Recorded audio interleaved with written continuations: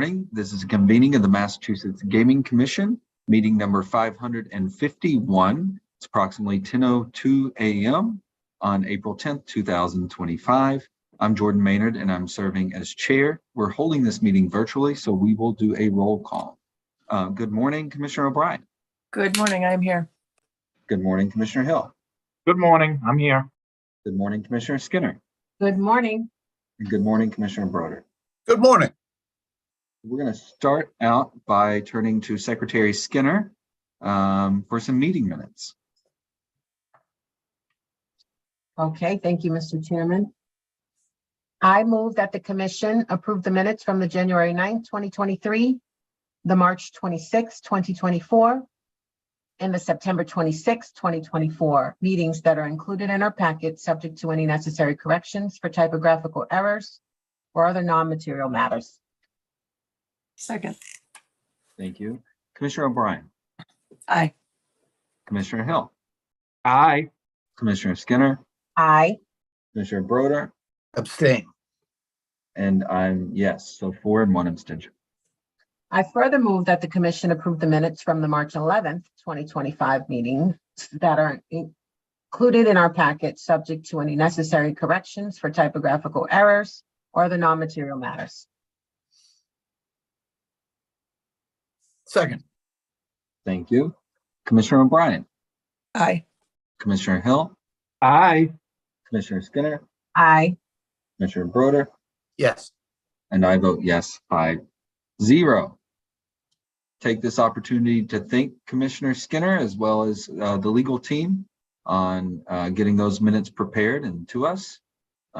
We appreciate that. And with that, we're going to turn it over. Commissioner Hill, do you have a legislative update today? I don't have one today, Mr. Chairman, but the budget is about ready to be put out by the House. So our next meeting, I should have an update for us all. All right. We're now going to turn to item number 4. And for that, Executive Director Dean Serpa. Good morning, Dean. Good morning, Mr. Chair. How are you? Thank you very much, and good morning, commissioners. I do have 2 updates for us today. First, I want to remind everyone that the 2025 racing season opens this Monday at Plain Ridge Park Casino.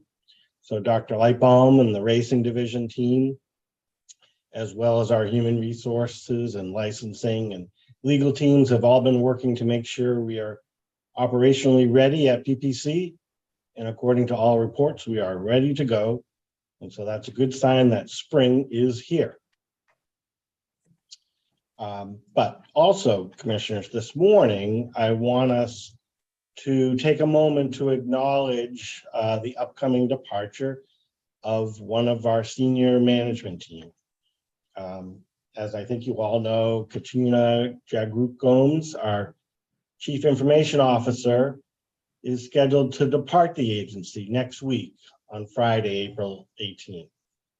And so I think, commissioners, we all know that in her time here in over 7 years at the commission, Katrina, who was actually also a recipient of the McHugh Award previously, has been one of the most impactful senior managers to serve our agency.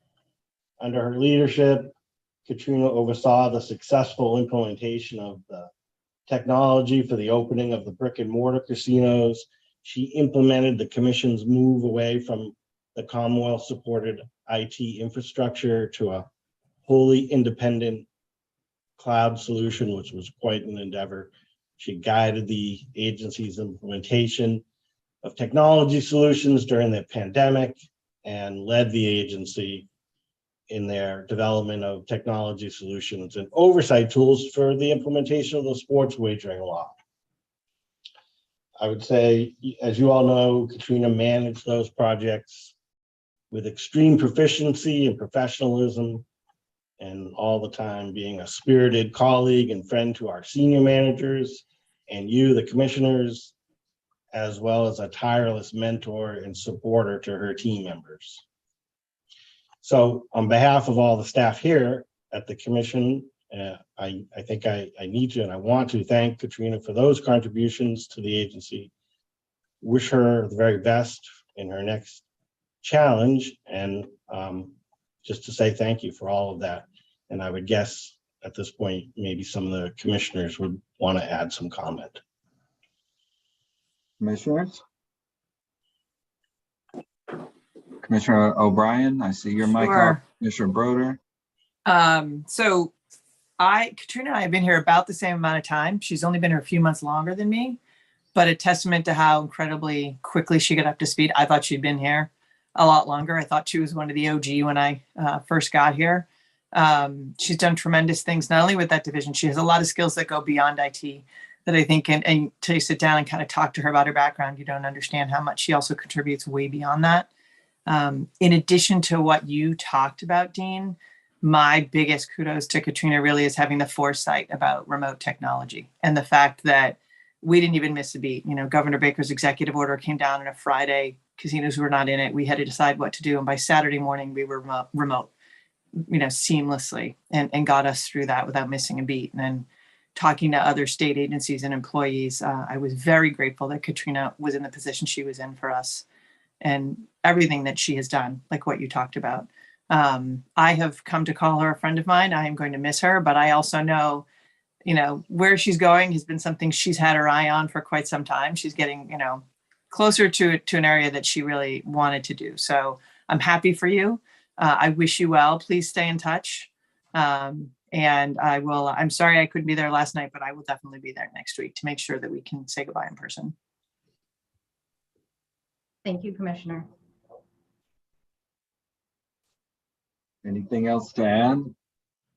So, Mr. Chair, as the new guy, Katrina, I got to admit, I hope it's not me, because the only thing I can identify that's happened at the commission in the last 6 months is my arrival, and I hope that's not what it's making you want to take off. But seriously, you know, I've been involved in a lot of organizations with, from an IT perspective, diverse user base needs and abilities and all that jazz, and to leave with your head held high, to leave with people liking you and missing you, that's a real achievement, because it's a hard job. And I'm pretty new, but there's a universal recognition amongst the folks that I talk to about how well you've done by the organization and what a delight you are personally. So I know that won't change. Best of luck, and as Commissioner O'Brien said, we'll see you next Wednesday and do it upright. Thank you, Commissioner Broder. Chair, I can go. Commissioner Skinner. As the middle of the road commissioner between Commissioner O'Brien and Commissioner Brodeur, Katrina, I've always been struck by and impressed by the fact that you have such a great command of the agency, not just in the world that you oversee, but other components of the agency that really lended some insight, knowledge to me in terms of the history of the agency. And in fact, you know this, up until last week, I thought you were the agency's inaugural CIO. So that is how impressive your ability to move about the different parts and lend a hand where needed has shined. You will absolutely leave an indelible mark on the agency. I will miss you, and I thank you for all you've done for the MGC. And I also appreciate how you have set your team up for success in your absence, and that's long-term, not just short-term. I appreciate the relationship that you've developed with your team. I appreciate the mentorship that you've bestowed on your team, and really, again, you've set them up for success, and I know we will continue to be in good hands, even if we can't hold on to you for a little while longer. So I wish you all of the best in your next endeavor. Thank you so much, Commissioner Skinner. Commissioner Hill, I see your mic's off. Katrina, when you're the last to speak, there isn't anything else to say. That's why I usually try and go first. So I'm going to be very short and brief to say congratulations to you on a job well done at the Mass Gaming Commission. You have done impeccable work, not only with your staff, but for the entire agency. And it is shown not only here in Massachusetts, but throughout the country in other jurisdictions. And for that, I'm very grateful. Paul, you talked about onboarding. Katrina was one of the very first people I met when I came over here. And the amount of information that you gave me, when we met was invaluable to this day. So I too am going to miss you dearly. I'm going to miss our conversations as well. As I've said many times, this is a family, so we don't always talk just business, but we also talk other stuff. And I'm going to miss the other stuff that we get to talk about on a regular basis. I too want to congratulate you. And again, a job well done. You will be missed. And we'll have even more to say next week. But thank you for your service to this agency. Thank you, Commissioner Hill. You're not the last to speak, I am. So you guys have definitely left me at a loss for words. I will say this, I was there last night with the group, and what I was struck by was her entire team was there, including past members, and that was extremely heartening to see. And it says a lot about your character, Katrina, and what your team thinks about you. And I'll just add, the 8-month process to launch sports wagering would have never happened if it wasn't for you and your team. We were very reliant on you and your team to do that, given the nature of mobile sports wagering. So the Commonwealth owes a debt of gratitude to you, Katrina, and we all appreciate it and wish you well, and look forward to continuing celebrating you over the next week. Thank you, Chair. Appreciate that. Anyone else? I see Derek on. Motion to adjourn. Bam. We're not- I'd love to. I mean, everything's been said, but Katrina, 7 years ago, you walked through the doors and you did change this place for the better. You made a great impact. You brought on a great team, and you are leaving us in a better place than where we started off. So I thank you. I will miss you as a colleague, and I will miss our excited conversations at times. Lively debate. Lively conversations at times, yeah. But I will miss you, and I think you know that we appreciate all of the expertise that you have brought in and left here. So thank you, Katrina, and I look forward to seeing you over the next week. Thank you, Derek. Dr. Lightbound, I see you've joined us.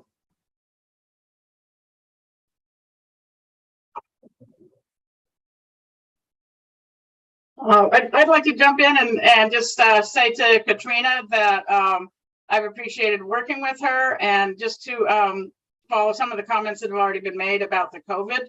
I still remember vividly her saying to everybody, take your laptops home with you. And we were set up, and I deal with various other state agencies, and we were light years ahead of them. And it allowed us to keep going. It allowed us to open up racing early and safely, and let the horsemen get back to work. And so, she's definitely a star there, but just the day-to-day also on the whole IT department, the way she's got it set up, they're always very willing to work with the racing division and helping us all get our work done. And I also have appreciated getting to know her as a friend as well. So thanks a lot, Katrina. Thank you, Alex. Really appreciate that. Anything you want to say, Katrina? Thanks to everyone, commissioners, chair, our CFO, and our director of racing. I've been very fortunate and blessed to have had this opportunity over the past 7 years, and it has been one of the most rewarding of my career. I got to meet some amazing individuals over the last 7 years at this commission, and I've learned as much from them as I hope they've learned from me. And we truly have been collaborative, team-driven, hitting all of the milestones that we did as an agency together. And so it took all of us, as much as I've contributed in my particular areas, working with individuals like Derek and some members who are no longer here, and Alex and, Todd and other members of the team to effectively accomplish the things, like opening MGM and Encore and launching sports wagering. It truly was a team effort.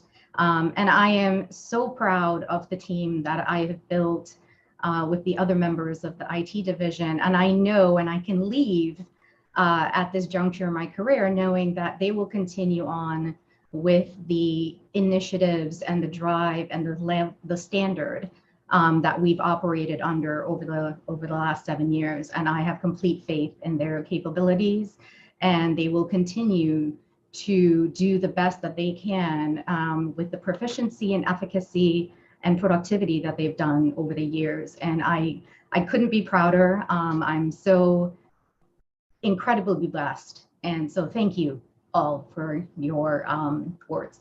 I appreciate it. Thank you again, and a heartfelt best of luck on the public, and we'll talk about it more over the next few weeks in the office. I'll kick it back to you, Edie Serpa. That's all I have for today. An important topic for sure. Thank you, Dee. With that, commissioners, I believe we've made it to item number 5, which is we're going to have a discussion regarding the SEIU Local 888 agreement. Is there anything to add to that in the public sphere before we consider going into executive session? I don't think so. Chair, All right. Yes. Chair, we have, I guess, are we going to tackle all the executive sessions at once?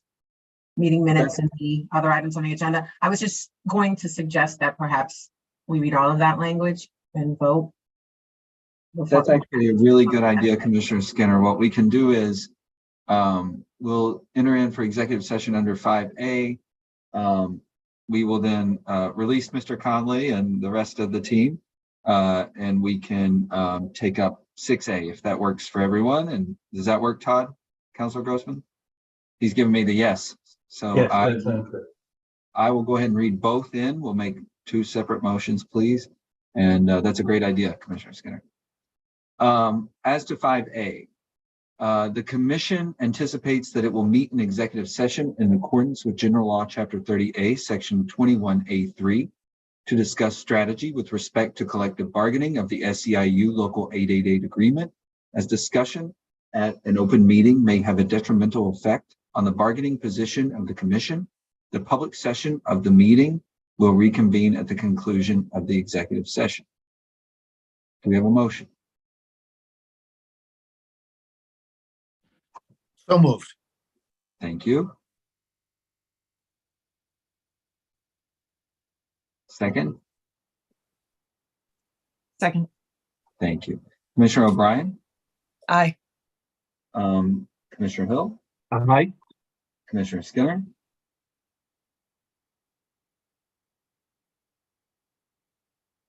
Commissioner Broder? Yes. I was an aye. I'm sorry. I thought I was. Okay, thank you, I thank you. wasn't. And I vote yes, so that is 5-0. Let me go ahead and read the language, and it's a little wordy under 6A, and that's for the minutes. The commission anticipates it will meet in executive session in conjunction with its review of minutes from previous executive sessions that were convened in accordance with General Law, Chapter 30A, Section 21A3. That's February 14th, 2023, May 23rd, 2024, June 17th, 2024, and June 20th, 2024. General Law, Chapter 30A, Section 21A7, and General Law, Chapter 4, Section 726F. That's May 23rd, 2024.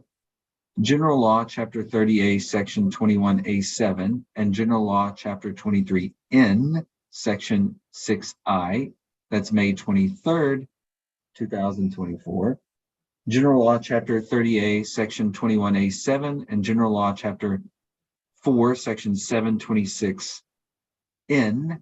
That's April 29th, 2024 at 1:23 p.m. and April 29th, 2024 at 2:12 p.m. as their discussion at an open meeting may frustrate the intended purpose for which the executive sessions were convened. The public session of the meeting will again reconvene at the conclusion of the executive sessions. Do we have a motion? That was a mouthful, but so moved. Second. Legal rights them and I read them. Thank you. Commissioner O'Brien, Aye. Commissioner Hill, Aye. Commissioner Skinner, Aye. Commissioner Broder, Yes. and I vote yes, 5-0. So we will enter into executive session for both of those matters. We will return to the public session after.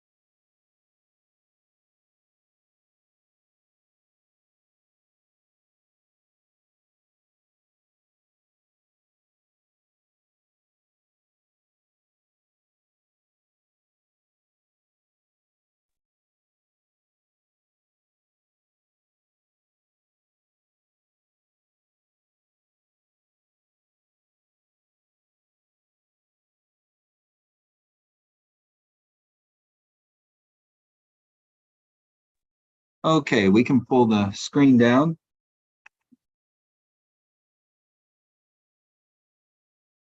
All right.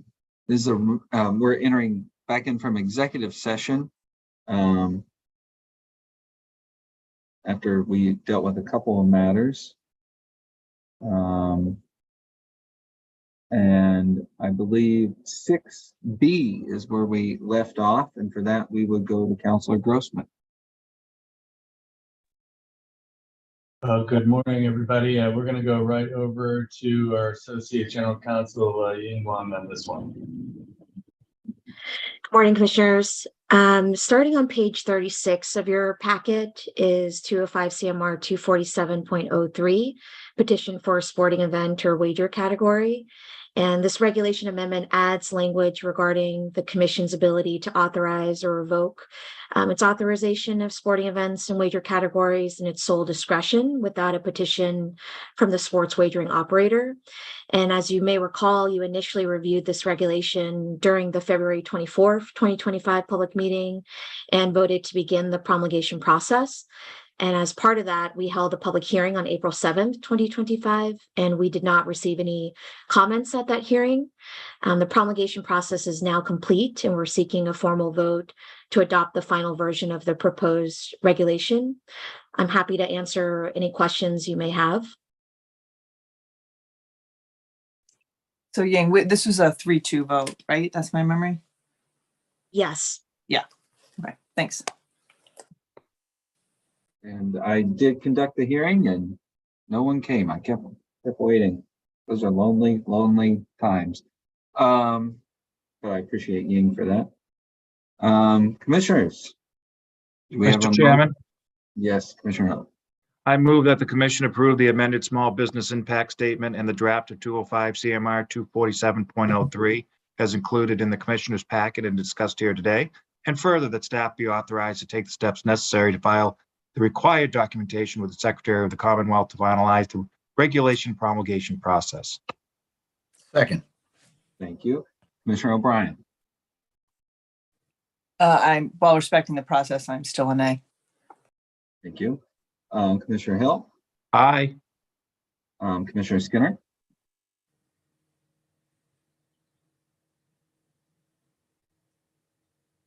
All right, it takes me a minute with my 3 screens. I apologize. That's I okay. am an A. Thank you. Commissioner Broder. Yes. And I'm a yes. 3-2. 3 yes. Thank you, Commissioners. All right, we're going to stick with legal. And I think Mel, are you taking the lead on this one? Yes. Good morning, Chair and Commissioners. Before you today, there are 6 proposed amendments to our harness horse racing regulations under 205 CMR 3. These are being brought forward with a request for a vote for emergency enactment for 2 primary reasons. The first is that these regulations are in the interest of the Commonwealth and its citizens to ensure the health or safety of the public, participants, or animals involved. And second, for the regulations to take effect prior to the start of the racing season, which begins on Monday, April 14th. And the Commission, as noted, has the authority to do so pursuant to our Mass General Laws, Chapter 128A, in Sections 9 and 9B. I'd like to refer you to the Commissioner's packet. The memorandum may be found on page 42. The regulation red lines begin on page 44. And the small business impact statement begins on page 61. And I'll just provide a summary of the proposed changes to our regs. We're going to begin with 205 CMR 3.13. The proposed language in 3.1313 would require a warning light system of green, yellow, and red beacon style lights and sirens. And this is in the event of an accident. It also assigns the duty of the judges to monitor, control, and trigger this accident warning. And the purpose is to indicate to the drivers and participants to proceed with caution if yellow, to cease racing if red, and an all clear green would be the green light. 205 CMR 3.15 is our section about owners. The proposed modification to 3.153 would place a limit for an owner to have or employ no more than 2 trainers on the grounds without approval of the Board of Judges. 205 CMR 3.21 is our trainers section, and section 3.218 would require that a trainer ensures that specific equipment is properly secured and require, that it namely is the buckles on the front hobble hangers, the driving line buckles attached to the bit, as well as the side straps on number pads would be required to be taped for all races. The next is 205 CMR 3.23. This is our claiming races section. The proposed language in 3.23 section 12 instructs when a claim should be voided if a horse dies on the track or suffers an injury, which requires euthanasia of a horse while the horse is on the racetrack. The proposed language in 3.23 section 13 instructs when a claim is voidable for a period of up to 30 minutes after a race is made official. And this is at the discretion of a new owner for any horse that is either banned off the track, sent to a detention barn and observed to be lame, or is on the veterinarian's list for epistaxis, which is bleeding. The next regulation is 205 CMR 3.32. This is our testing section. The proposed language in section 3.323K sets out different scenarios that can occur when a sample is tested, and it further clarifies the standard presumption if a referee laboratory is unable to reach a valid testing conclusion, or in a circumstance where the split sample was not sufficient quantity for the referee laboratory to reach a valid testing conclusion. Next is 205 CMR 3.33. This is our postmortem examination section, and the proposed changes to section 3.336 would require a mortality review after the death of a horse to be conducted by the director of racing. And the director of racing's primary role would be to gather information surrounding the death of each racehorse, and if possible, to ultimately arrive at conclusions and recommendations. So that concludes the summary of the proposed changes, and Dr. Lightbound, myself, and Justin Stempeck are here to answer any questions if there are any. Thank you, Counselor. Commissioners, questions for Justin or Mel or Dr. Lightbound? Mr. Chairman. I saw Commissioner Hill and Commissioner Broder at the same time, so whoever wants to go first. Mine's going to be more of a statement than a question. So if Commissioner Broder has a question, please feel free to go first. This is for the dreaded edification of the public. Mr. Chairman, if Councilor Fox or someone else from the staff can talk about very briefly the difference between an emergency regulation and the ordinary process, with an emphasis on the fact that because it's an emergency process, that there will still be additional process before these would be finalized as a permanent regulation. Does that make sense? Yes, that makes sense. So the request here is for these to be enacted by emergency. And so what that means is that if the commission is inclined to vote to approve and authorize this, we would file this with the Secretary of State's office, and it would immediately go into effect prior to the racing season starting on Monday. This is valid for 90 days. It does expire after 90 days. So during the 90 days, we would actually be promulgating these regulations in the normal course. So that would include all of the typical things we have to file, including notices, the small business impact statement, and the red lines. It also involves posting these for public comment and having a public hearing. So these would still be taken through all of the normal promulgation steps. It's just that we are requesting for emergency enactment so that these would be able to be enacted prior to the racing season starting. And because we feel like these regulations do speak to promoting public interest as well as the safety and the health of the animals and the participants. Makes perfect sense. Thank you for the clarification. Sure. Commissioner Hill. Thank you, Commissioner Broder.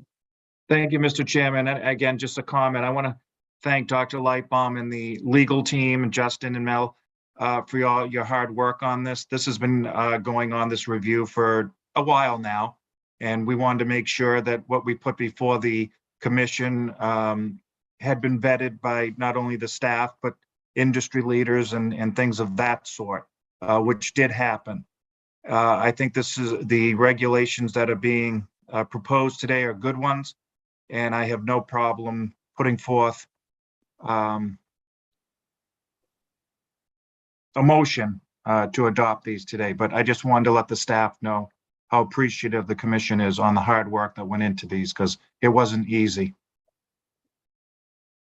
Thank you, Commissioner Hill, and thank you for your work with that division.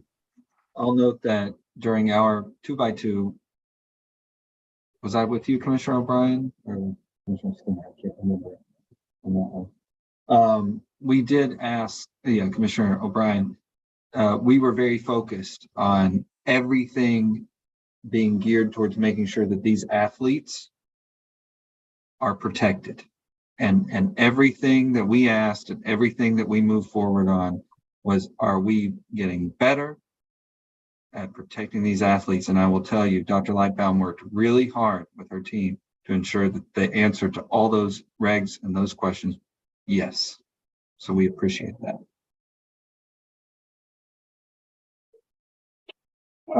Chair? May I speak? Yes, absolutely.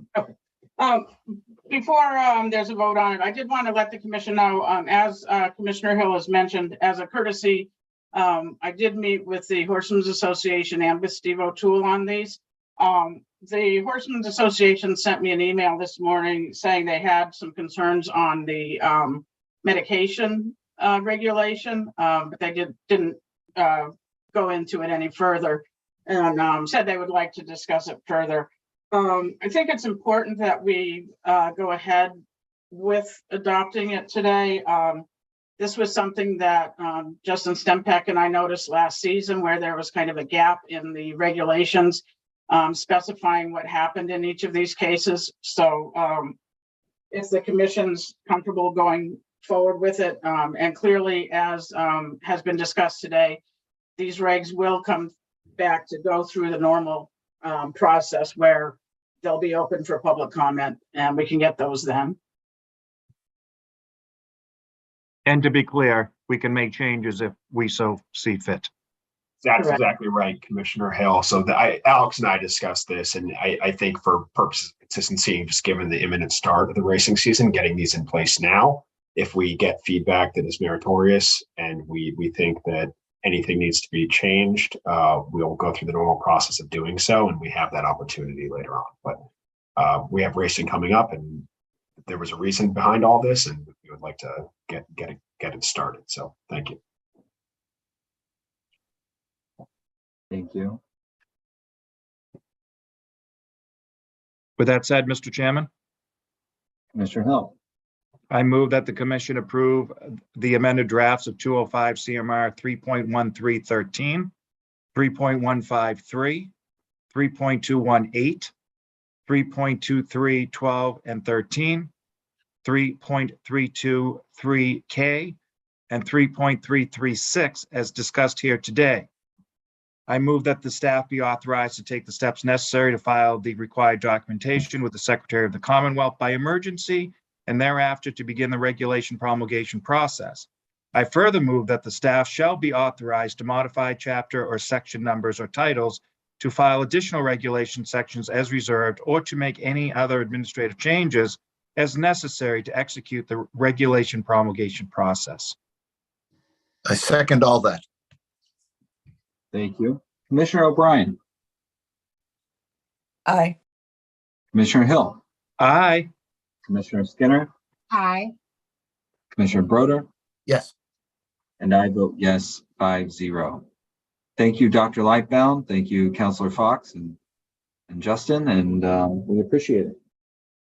Thank you. All right. Commissioners, so continue on to item number 7. All right. For that, I believe we are going to turn to CFAO Linen and his team. And I see Beniswa also. Beniswa? Yes.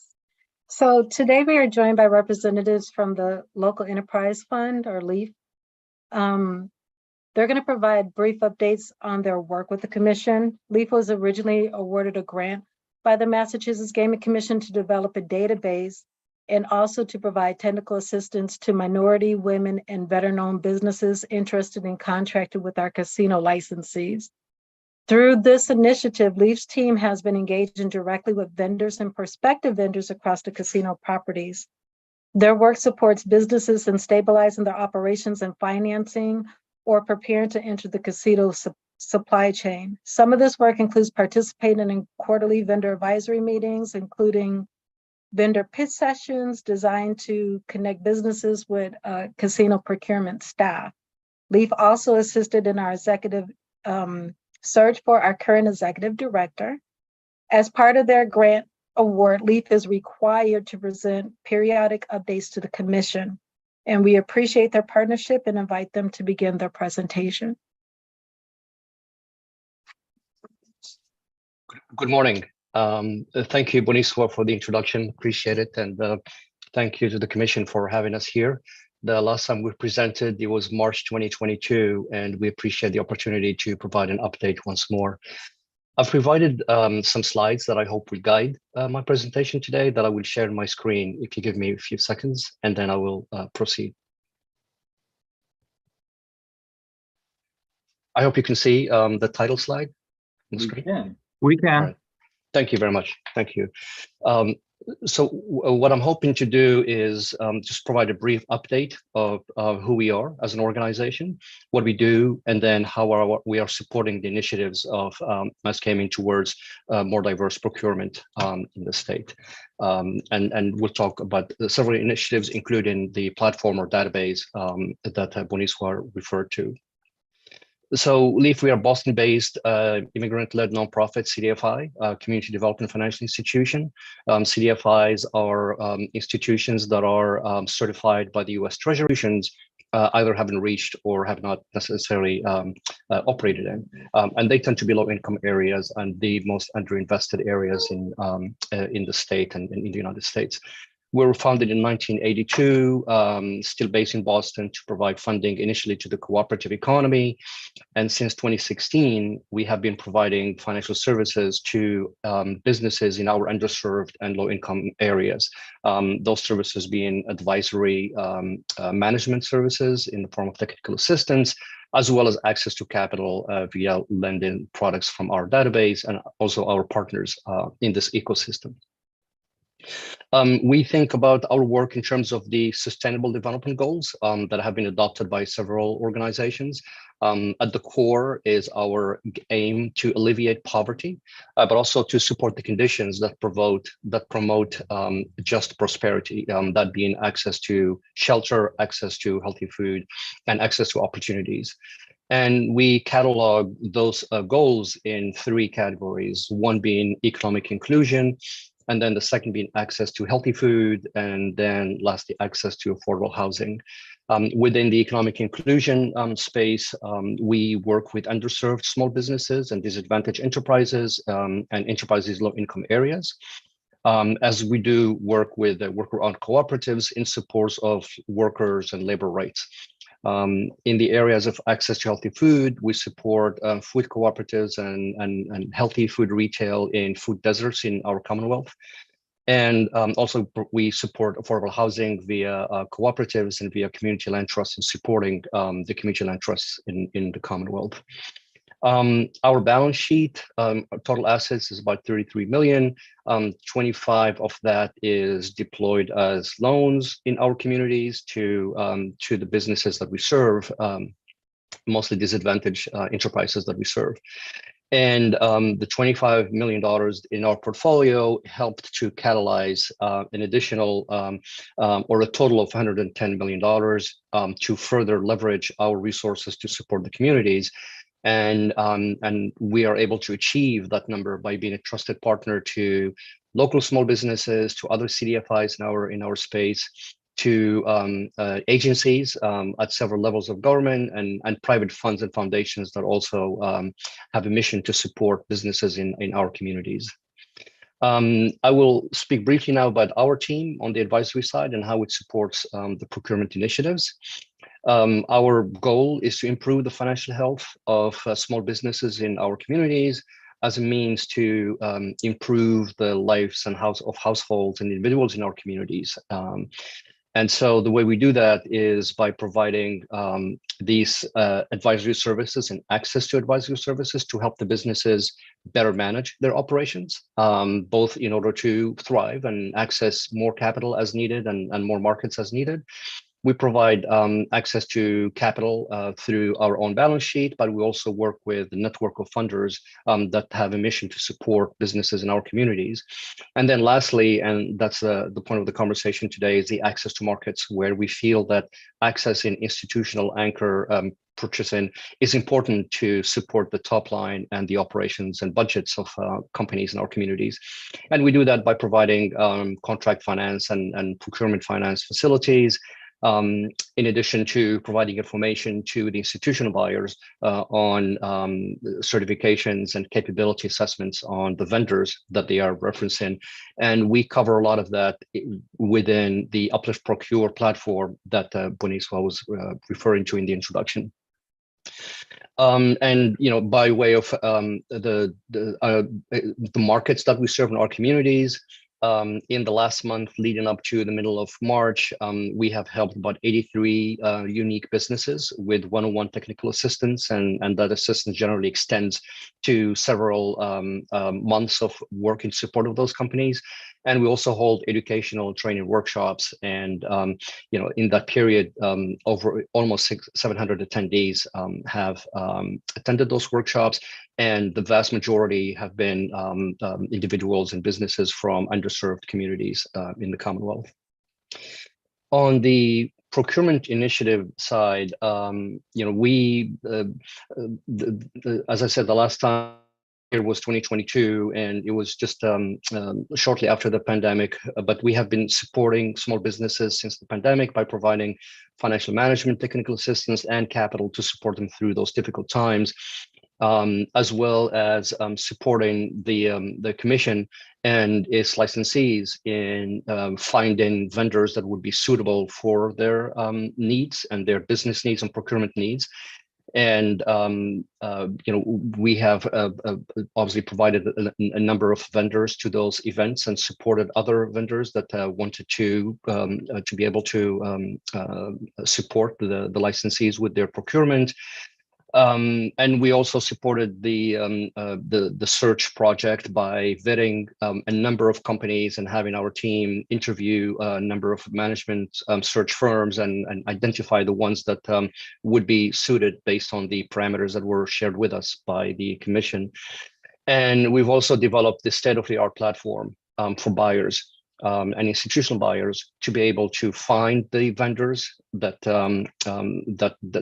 that we characterize as disadvantaged business enterprises, and then have information about their capacity to provide the services that the buyers are searching for, but also providing financing so that it's not just operational capacity, but it's financial capacity to support those transactions and make sure that they are successful and positive.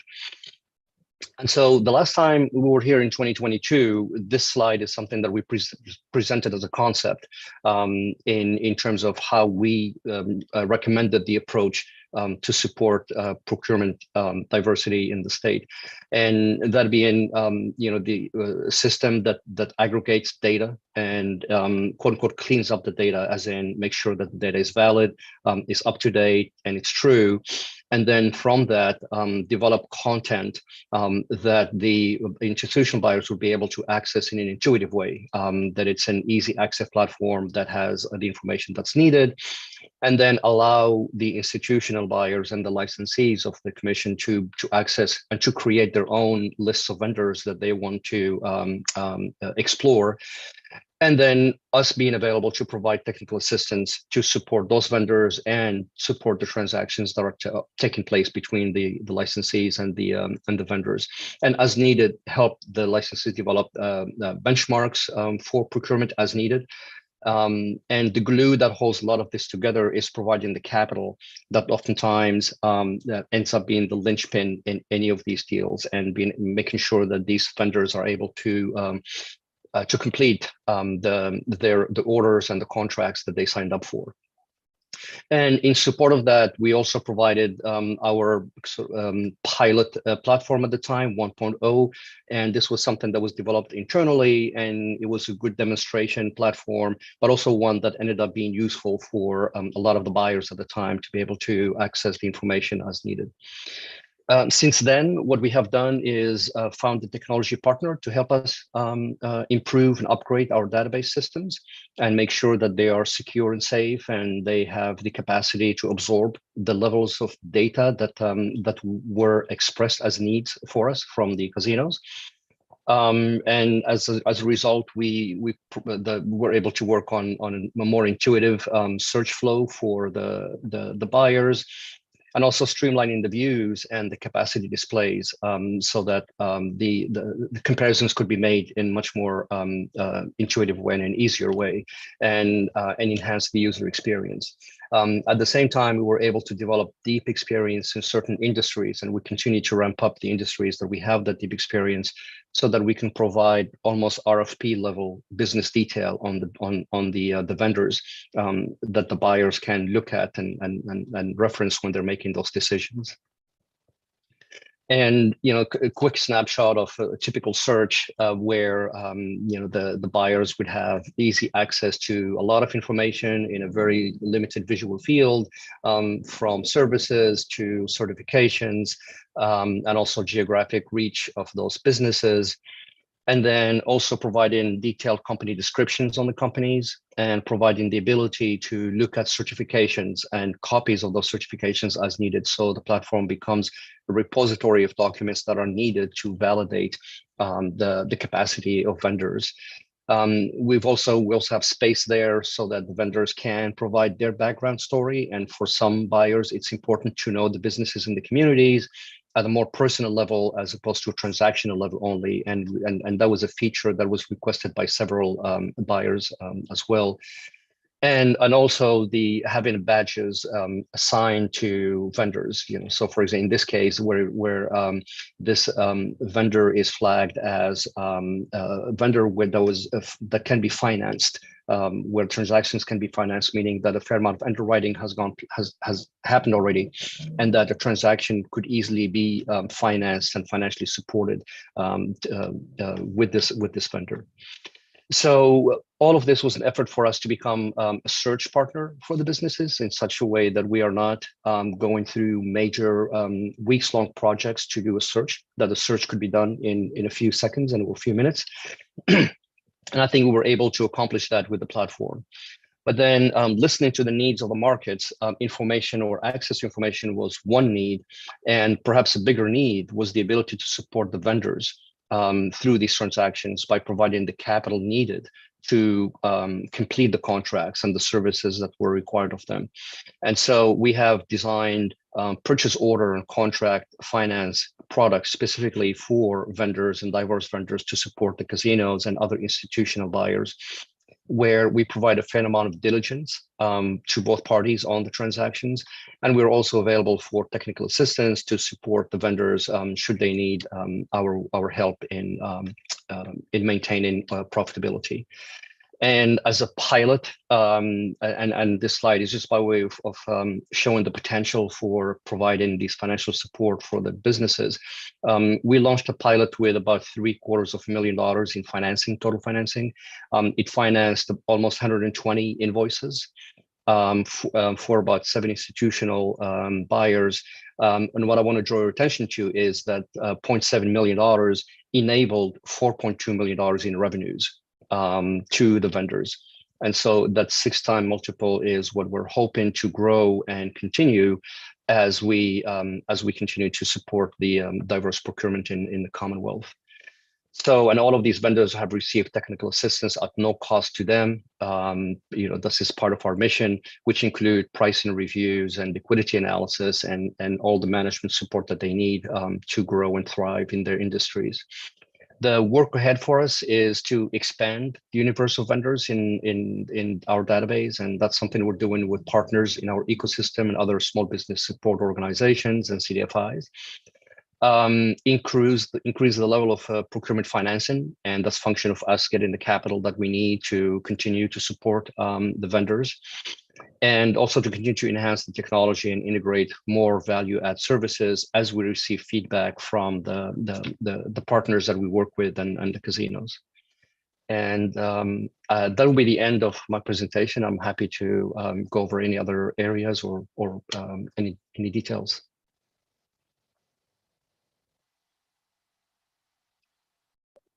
So we want to thank you for joining us today and for the great presentation. I will say we see a lot of presentations at the commission. That one was extremely clear and it looked fantastic. Commissioners, thank you. Questions, comments? Mr. Chairman. So this is great stuff. Thank you very much for sharing it. My concerns are not so much about the program and the results. It's about the future of the enterprise and the future of your organization. As everyone knows, we're entering a period of time where supports for these kind of initiatives are perhaps waning at the federal government level. Do you see any threats to the work that you're doing that would impair your ability to sustain these efforts over a longer term? We haven't seen anything material, and I do appreciate the question. Thank you. Obviously, we are a CDFI, and we listen to the news and the industry groups as well. Nothing material has impacted our ability to do our work. Our financing, while we receive some support from the federal government, our financing is diverse. And a lot of it comes from state and local agencies and from private funders and foundations that support us. We are also a loan fund, and so we generate income from the activity of providing capital to the businesses. So because of the diversification of our funding sources and the loan portfolio that we maintain, we don't see that risk. But at the same time, we are watching the news like everybody else. And we're working on several plans should anything happen that creates some material risk or threat to us. We are a nonprofit organization. We have a mission to support our communities, and we will do what we need to do to continue to support our communities. And so that's the guiding principle for us. Appreciate the question, but we have not seen anything material just yet. But we are obviously, like everybody else, watching the news and listening to what's said. No, I very much appreciate that, and all the positive factors that you mentioned are great. The fact that there is a connection to the Treasury Department, and I just happened to search around a little bit, and there's a development advisory board that doesn't look like that's part of the Treasury that hasn't met since the new administration is sworn in and lists vacancies for every spot on that board that is a cabinet level connection to the board. So, not good signs, hopefully benign neglect in that sense, but appreciate the work you're doing, and certainly hope it can be sustained. And to the extent that I don't want to speak for the commission, but to the extent that you become aware of information that threatens your ability to do your job, and to the extent that we can help with that, or I should say as an individual I can help with that, I would be happy to. So again, thank you for your work.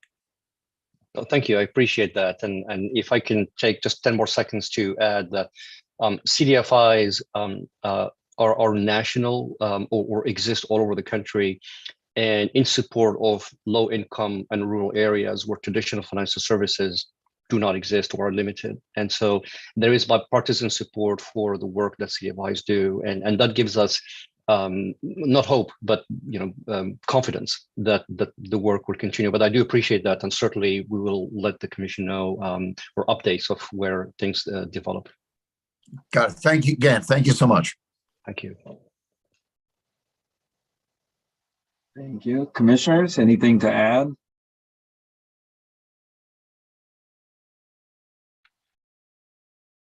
Apologize. I will just add that we appreciate the work that you've done for the commission and the work that you're doing, and join Commissioner Broder in emphasizing the fact that the commission places a great value on the type of work that you do.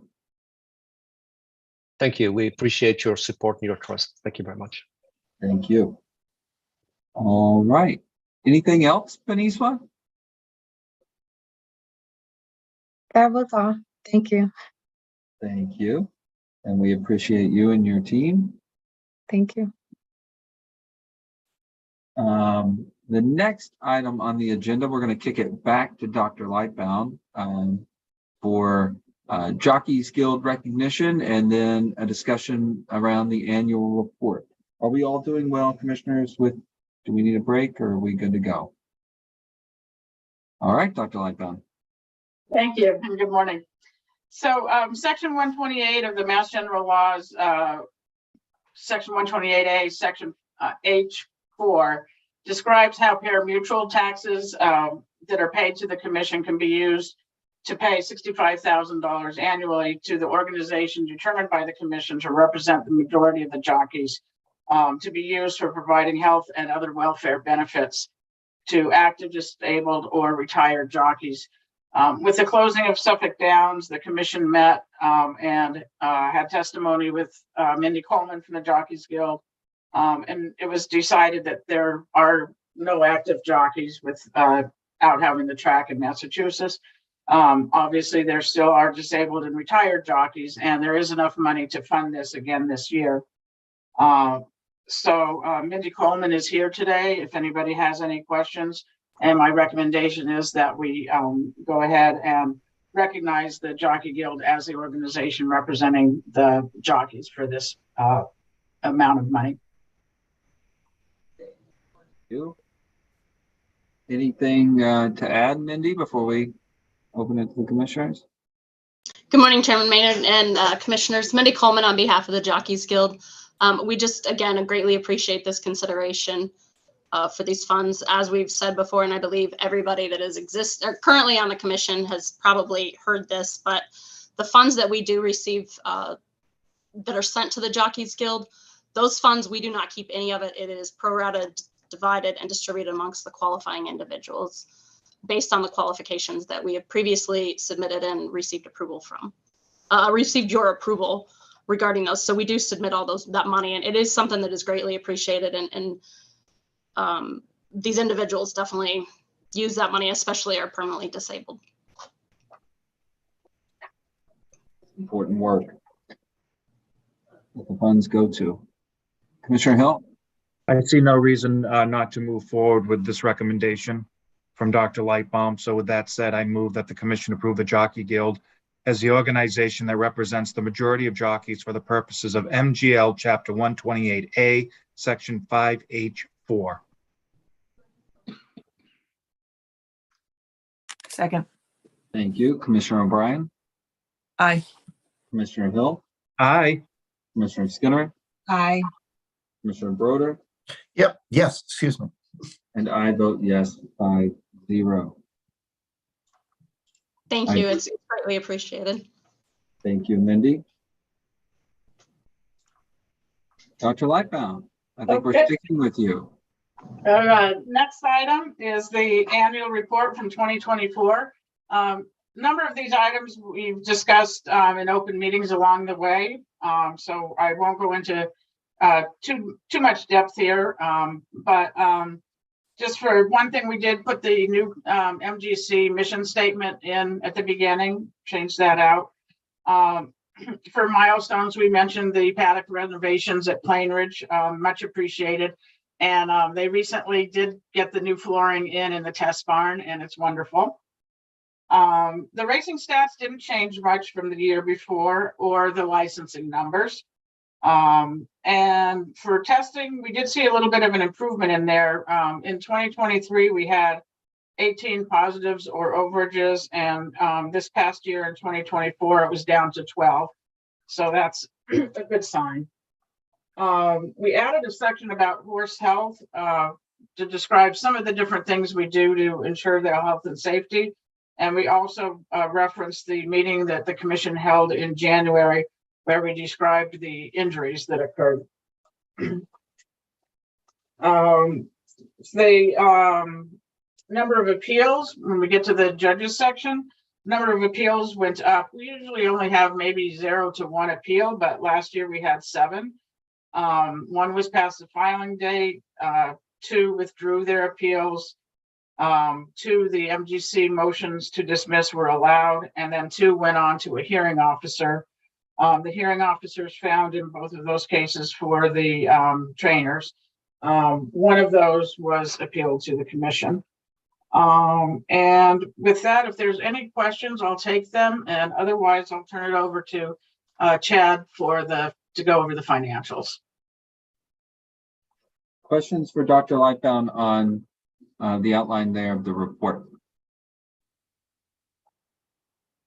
All right, I think we'll move forward. Hi, Chad. Thanks, Alex.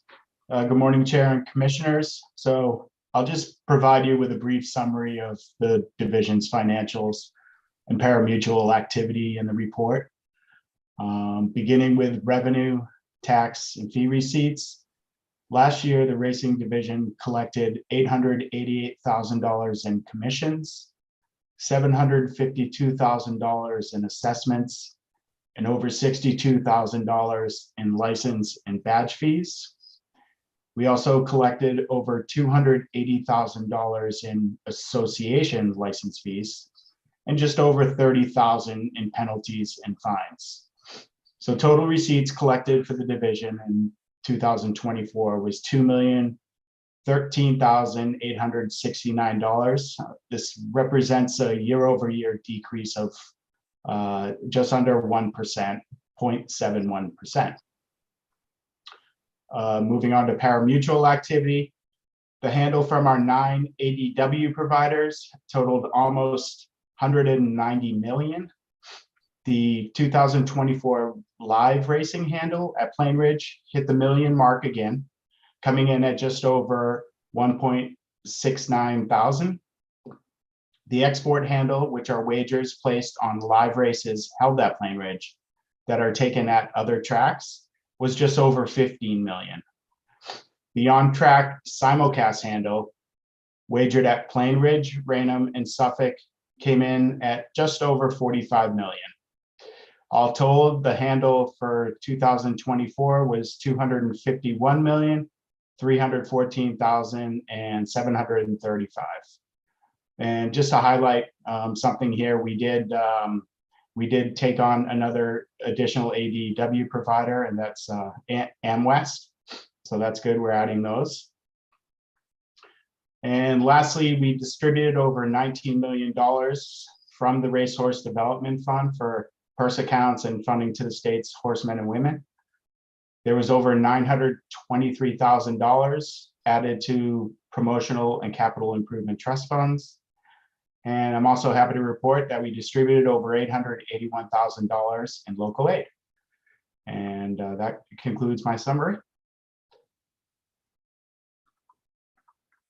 Commissioners, questions or comments on Chad's presentation? We're glad that we still have a vibrant industry here in that regard. All right. Anything to add?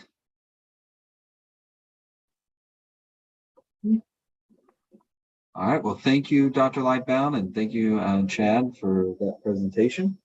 And with that, commissioners, before we go to item number 9, I would like to ask just for a 5-minute break. All right, thank you. We will return.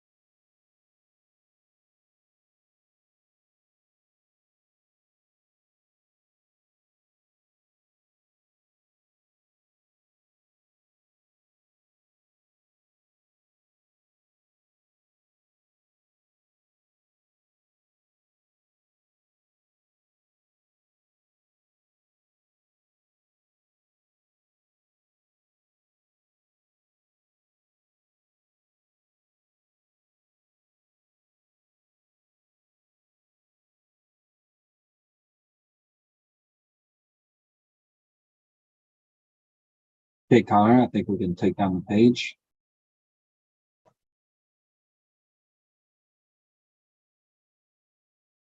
All right. This is a reconvening of the Massachusetts Gaming Commission. Since we're holding this meeting virtually, we will do a roll call. Good morning still, Commissioner O'Brien. Good morning. Good morning, Commissioner Hill. Good morning. Good morning, Commissioner Skinner. Good morning. And good morning and welcome back, Commissioner Broder. Good morning and thank you. All right. So we left off with item number 9, and for that we are going to turn it over to Carrie Teresi, who is our Division Chief of Sports Wagering. Good morning, Chair and Commissioners. For this first item, I will turn it over to Compliance and Operations Manager Stefan. Thank you, Carrie. Good morning, Commissioners. Turning to page 117 of your packet is a request from DraftKings to void wagers pursuant to 205 CMR 238.35 Section 2. This request came to our division on March 7th and is somewhat unique as it does not involve a technical error or a system malfunction on the DraftKings platform. Instead, this request was initiated by an attorney representing the estate of a deceased account holder. In total, there are 9 pending wagers placed between May 22nd, 2024 and July 1st, 2024 by the account holder, totaling $106,100 in staked funds. If the void request is approved, the funds would be returned to the deceased account holder or to the deceased patron's account and be made available for withdrawal by the estate. Our division confirmed with DraftKings that they do have a procedure for verification of these types of circumstances. In this case, DraftKings did request and receive the necessary pieces of documentation for verification purposes from the attorney representing the estate.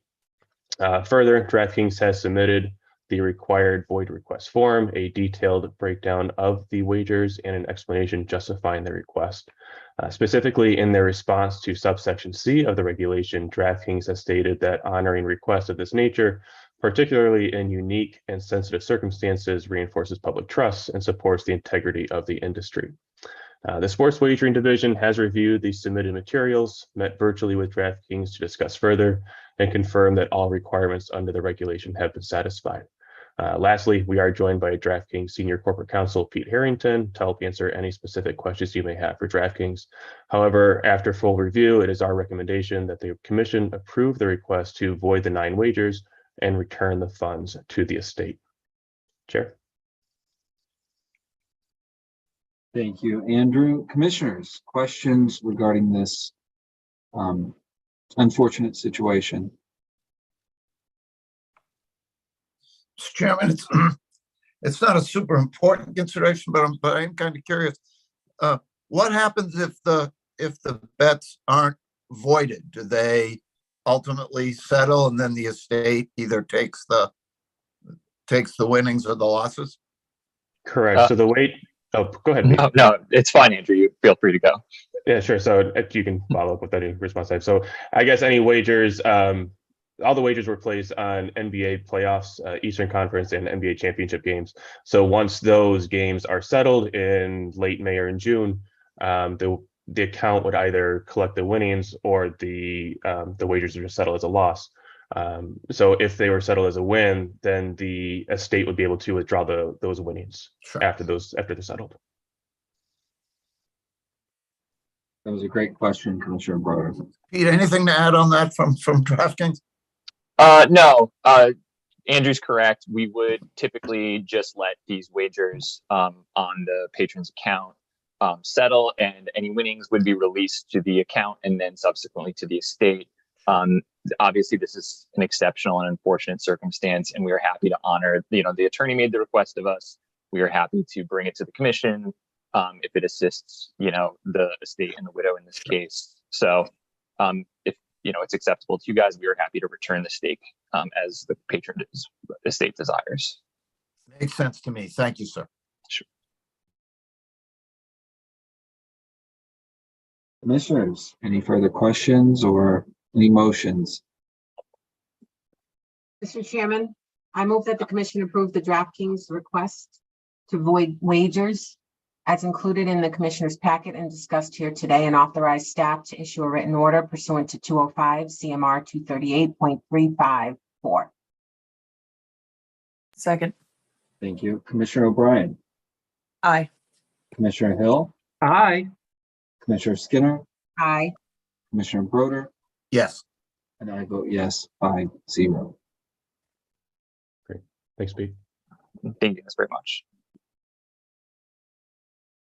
All right. Carrie, I believe we are sticking with you.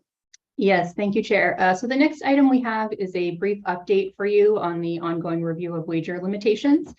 So as you recall, we sent a data request to operators in December, seeking particular data related to patron accounts and activity, essentially to see if the data would show a correlation between patrons who are limited and are sort of tending to win, as well as the inverse, patrons who have their limits raised and are tending to lose. That's a bit of an oversimplification, but that's generally what we've been hearing anecdotally. So we did receive submissions from all operators, and we've been reviewing that data internally. It has become quite clear that with the volume of data submitted, as well as the intricacies of the data, we would greatly benefit from the assistance of a data analyst. So at this point, we would propose two next steps. The first would be working with the data analyst to review the data that has already been submitted by the operators. And then the second would be on a parallel track, sending a second request to operators seeking answers to a number of specific questions related to both patron limiting and VIP programs. So we expect that this information request would lead us to future information and data requests, and that this will be an ongoing process. The responses to this second request would not only help us to identify potential areas for regulation, but would also help us to identify what additional data points we might seek on both the patron limiting side and the VIP program side. So if the commission is comfortable with these proposed next steps, we can go ahead and move forward, and happy to take any questions that you might have. Thank you, Carrie. I'm going to take the liberty to say that I want to thank you and your team, patrons and stakeholders, for their help so far on this issue. We've gathered data and continue to gather data, as you said, and we look forward to learning and putting that learning into action. We're proud to be the first jurisdiction in the U.S. to openly discuss limiting with the operators, and we're excited to add that interplay, in my opinion, to the VIP with the VIP programs, and we're going to continue to learn on this matter. With that said, that's my position. I would say move forward. Commissioners, anything to add or any questions?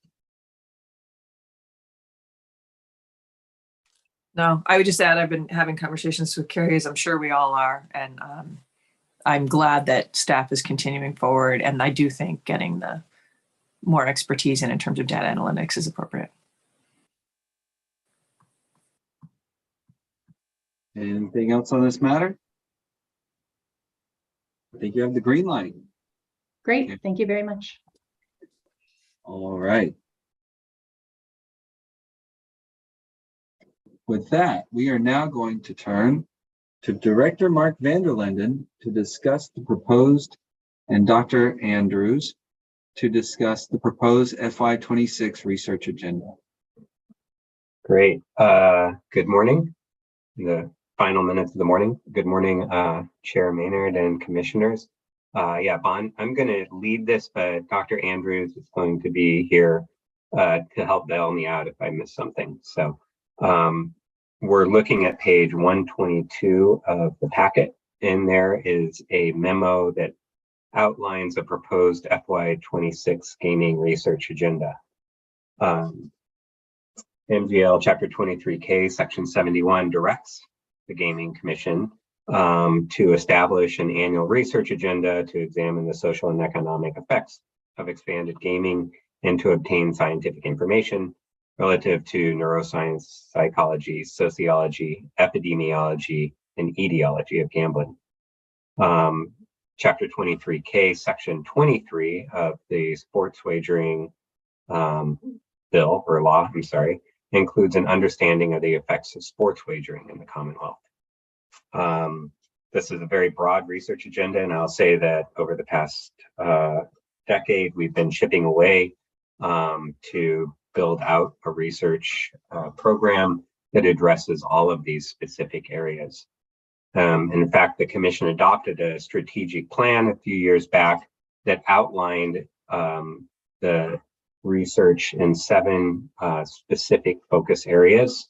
All of this is available on the MGC website, but these areas are economic impact research, social impact research, community engaged research, public safety, responsible gaming program evaluation, the Massachusetts Gaming Impact Cohort, and data sharing.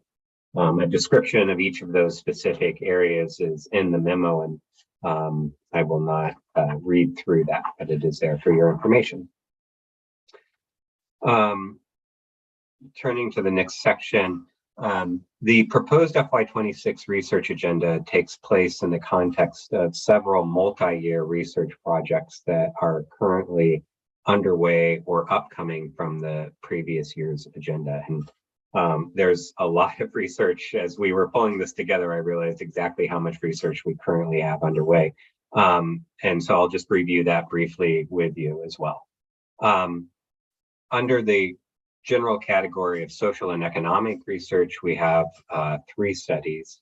One, an early impact sports wagering. The Sigma team is preparing this report.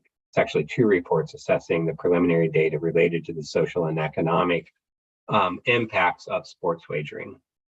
The second is current trends in gambling, sports betting, and problem gambling in Massachusetts. This report presents information about gambling attitudes, participation, and problem gambling prevalence among monthly gamblers across 4 online panel surveys carried out in Massachusetts between 2022 and 2024. The third is a study of student athletes, and this is an interesting study where we're actually working with the athletic department, campus life and well-being, as well as Dr. Bolberg from the School of Public Health and Health Sciences at the UMass Amherst. This study aims to use personalized feedback specifically designed to address at-risk gambling behaviors among college students involved in university-sponsored sports clubs. We have 3 public safety studies that are currently underway right now. 2 of them are being led by Justice Research Associates, Dr. Noah Fritz. The first is looking at public safety changes in the Plainville and surrounding communities. This report is nearing completion and should be coming to you hopefully within the next few months. The second is an integrated public safety report. So kind of standing back from the specific host and surrounding communities a little bit and taking a look at public safety impacts related to all 3 casinos in Massachusetts compared to other towns and cities in Massachusetts. And the final is a study looking at sex trafficking related to the influence of casinos and casino resorts in Massachusetts. And this study is being led by the Safe Exit Initiative. We have several community engaged research projects that are ongoing as well. The first being led by the University of Chicago, NORC. This is a community engaged research project seeking to understand community perspectives on the social and health impacts of legalized sports betting in Massachusetts. Because it's a community engaged research project, it uses a community advisory board to examine the legalization of sports betting in Massachusetts and specifically looking at 18 to 25-year-olds. We're wrapping up the second year of this 3-year study, so this would be moving into FY26 would be the 3rd year of that specific study. We're also working with Suffolk University on a study that focuses on the social and health and educational impacts of the introduction of legal sports wagering on higher education students in Massachusetts. particularly looking at the impact of paid media and advertising. We will be moving into year 2 of a 2-year study with Suffolk University on this. The last community engaged research project is working with Texas Tech University. They are doing an interesting study, and I haven't seen anything like this previously, to understand the impact of legalized gambling and sports betting on the addiction recovery communities, specifically gambling addiction as well as substance use addiction communities in Massachusetts. We're currently in year 1 of a 3-year study with Texas Tech, so we would be moving into year 2 next year. We have some evaluation of responsible gaming initiatives. The first one is actually not funded by the Massachusetts Gaming Commission or the Public Health Trust Fund, but it's actually funded through the International Center for Responsible Gaming, but we're cooperating and collaborating with Carleton University and Dr. Wall there to build evidence to assist with informed decisions about strengthening or strengths and weaknesses of play management systems. So the Play My Way system in Massachusetts. The second evaluation study is working with UNLV to look at AI and player risk identification and response service or technology. And so this is a particular focus on marketing, player acquisition, game integrity, responsible gaming initiatives, and how AI is being used in these specific areas. We've charged UNLV also to kind of build on the Commission's existing efforts to look at how AI is being used to identify and respond to behavioral risk in sports wagering mobile applications. We're just getting ready to launch a study on positive play in Massachusetts. We've done 2 positive play studies in Massachusetts already, one in 2021 and one in 2023. And so the big difference obviously here would be the introduction of sports betting. So positive play is basically what behavior, what attributes would lead to lower risk gambling amongst players in Massachusetts. And this specific study will also look at positive play among different player segments. It's been a really helpful study for us in the past as we think about different strategies for responsible gaming programs in Massachusetts.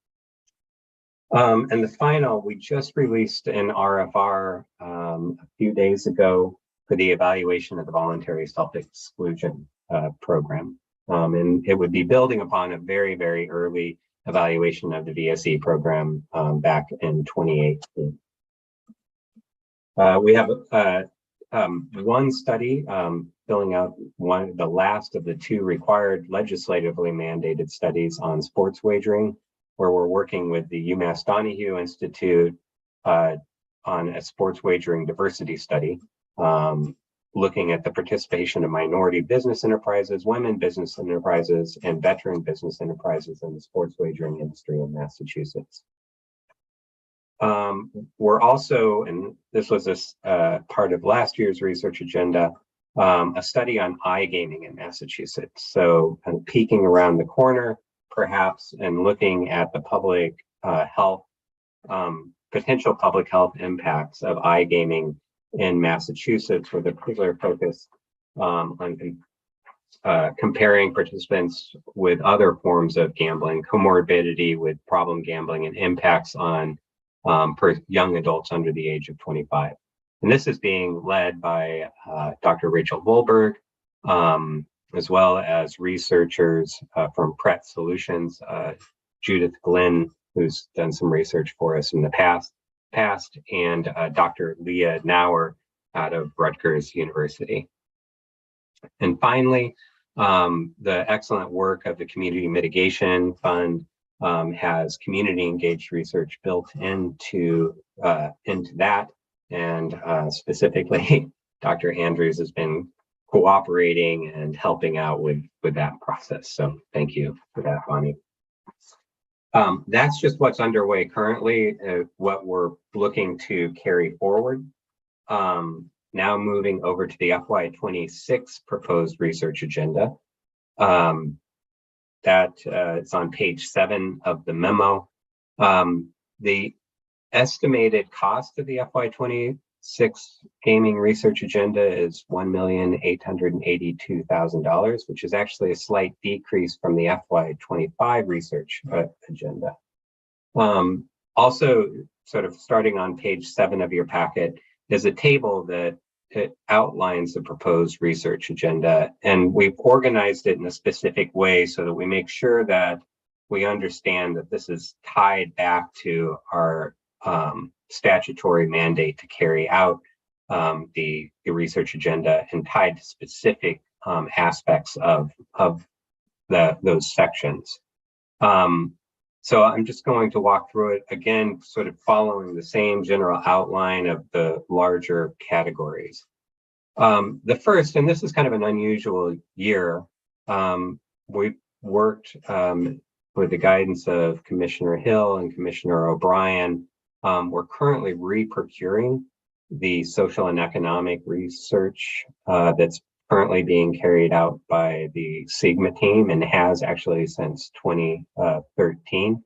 So because we're in the middle of this procurement process, we're not proposing any specific deliverables that would be assigned to the team that would receive that award.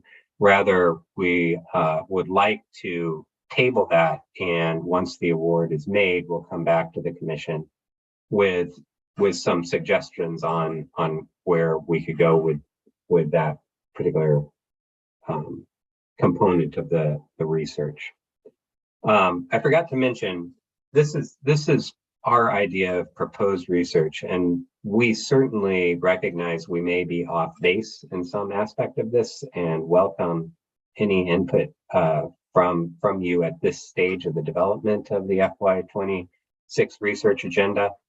This is the first step, and next up would be that we'll be seeking the advice of the Gaming Policy Advisory Committee as required by statute.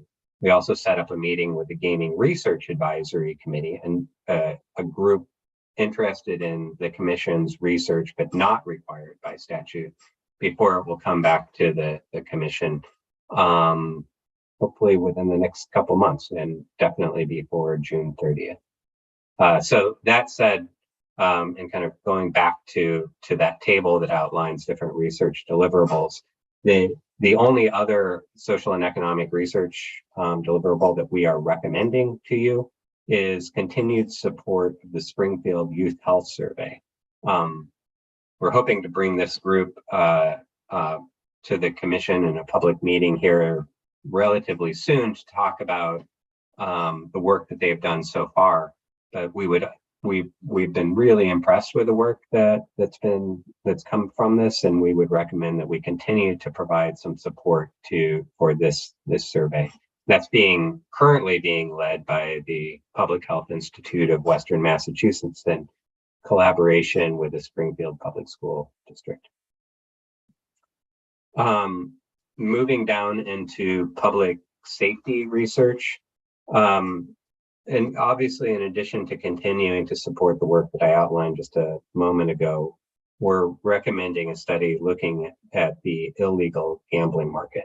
And this would be a study among Massachusetts adults after the legalization of sports wagering, looking at characteristics of the illegal market as well as frequency of gambling and motivation for gambling with unlicensed operators among people who gamble in Massachusetts.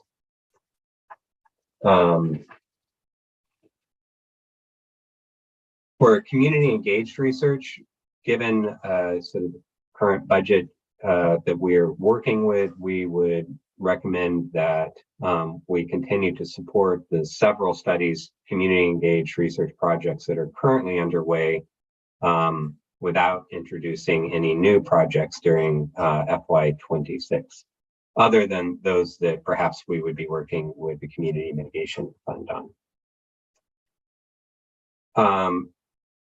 Under data sharing, the next category, we want to continue to support MODE, the Massachusetts Open Data Exchange. Basically, we have around 20 different data sets that are currently available for researchers to take the raw data that's been generated mostly from our Sigma research and use it as their own to do their own analyses that only works to build transparency of our research agenda, but also adds to the evidence base that currently exists.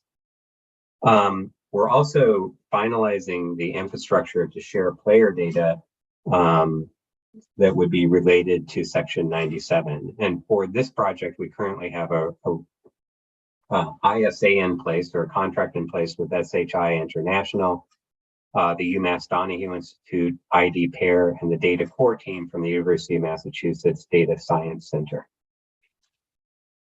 And this is, again, fulfilling the Section 97 requirement. So we, of course, want to make sure that this is moving along in a timely way.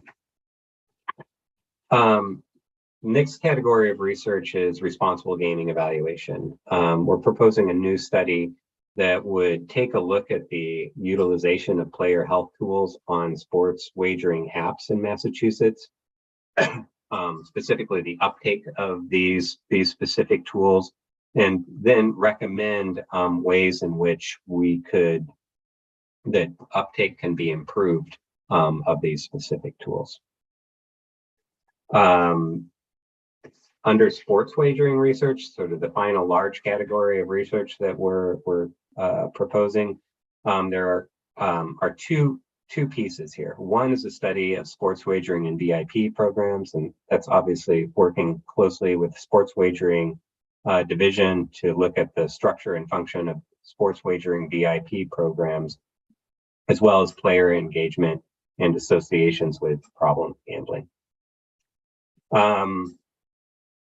And the final one under sports wagering is carrying forward an ad hoc study from FY25. We have a lot, obviously we have a lot of research that's currently underway.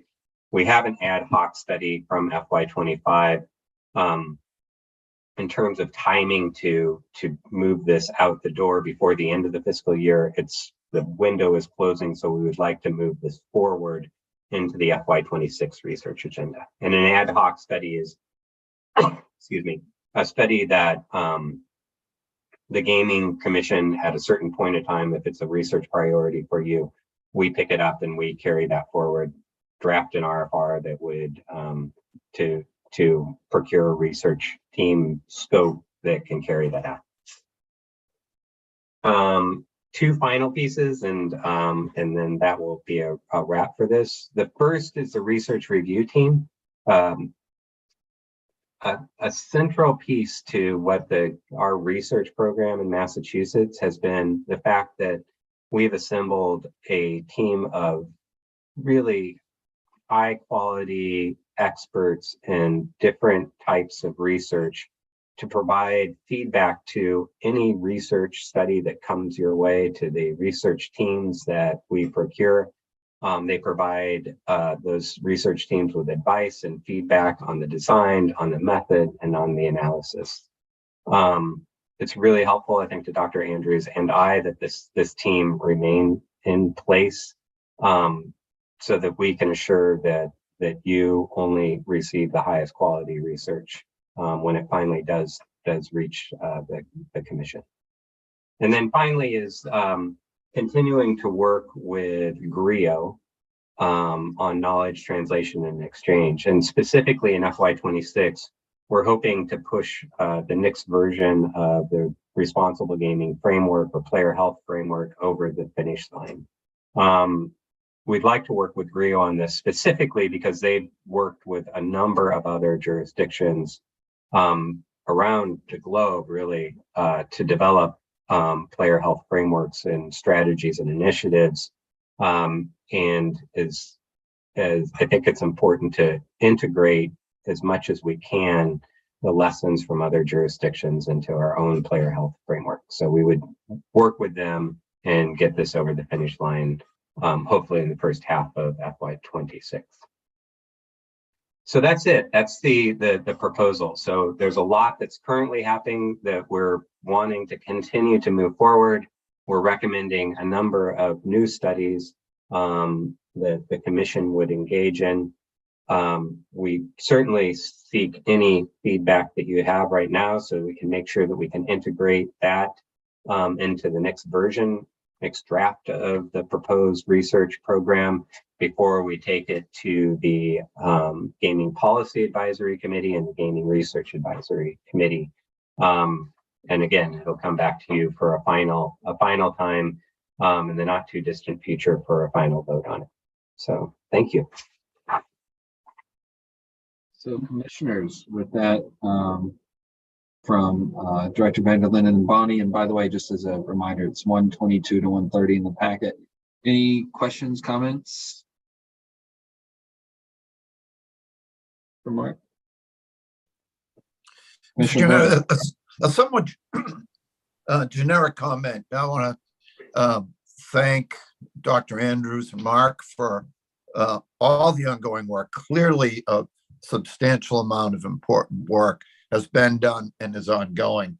And just in terms of general direction, I know you're engaged in this, but I just wanted to, throw my voice behind a stress on youth gaming, those impacts, and access to the marketplace. I think that is the thing that I know we're confronting, but it's going to be a continuing, evolving piece, and particularly any research that can generate deliverables to folks out in the field that are trying to answer questions about this topic, give direction to parents who are very, very concerned about what their kids are doing or might have access to.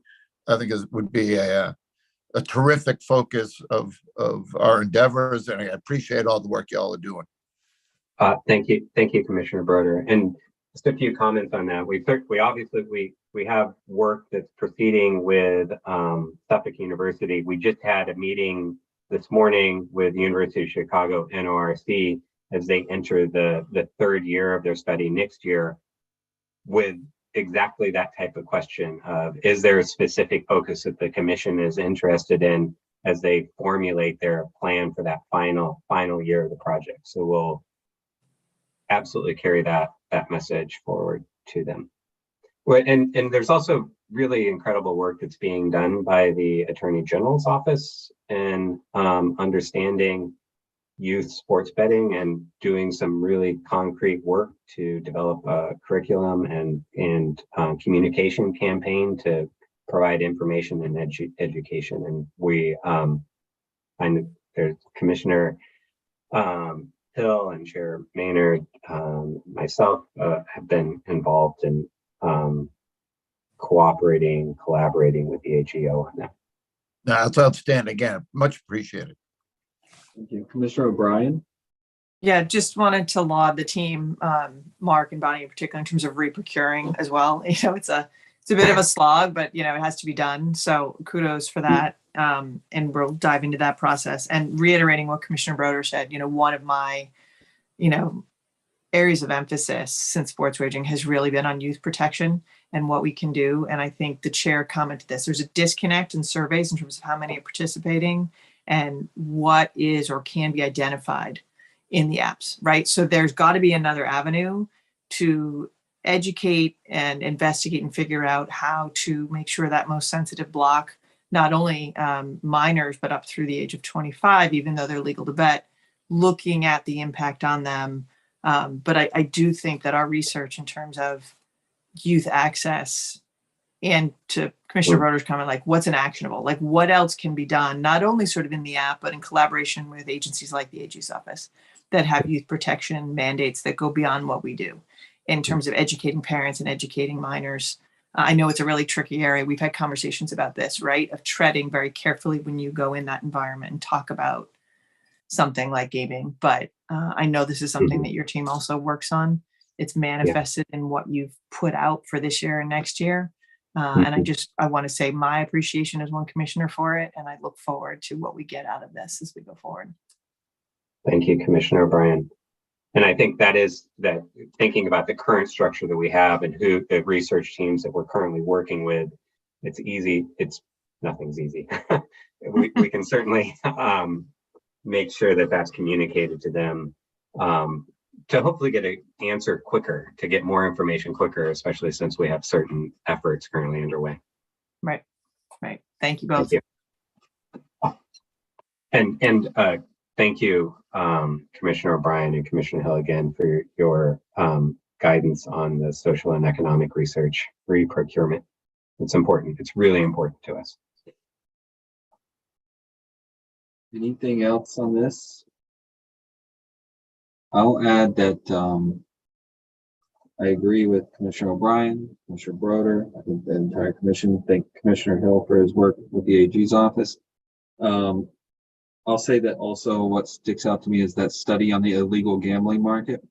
I talk ad nauseum about the fact that if you wager with one of our licensees, you have access to research and responsible gaming tools that you do not have in the underground market. And so learning more about that market and doing everything we can to stamp out that market, and including the gray market, is something that I'm interested in. I'm glad that we're looking into it. And I think it's a big piece of this puzzle of how do we promote good, healthy, responsible play. So thank you for that. Yeah.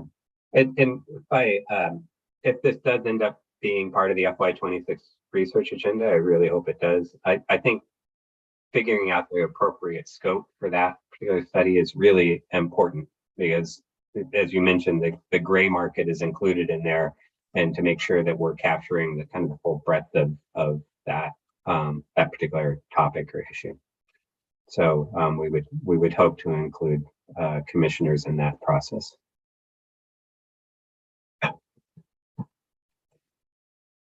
Thank you. Anything else, Bonnie? Good. Okay. Good.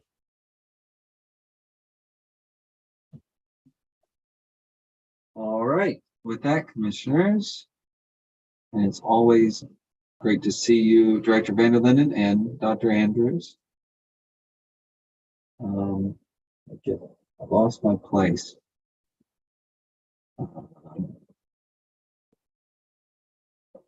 That ends our agenda for the day, except for the commissioner updates and other business. Do we have any commissioner updates? Any other business? Do we have a motion to adjourn? So moved. Thank you. Second. Thank you. Commissioner O'Brien, Aye. Commissioner Hill, Aye. Commissioner Skinner, Aye. Commissioner Broder, Yes. and I vote yes, 5-0. Thank you to everyone for participating, and have a great Thursday. Sure.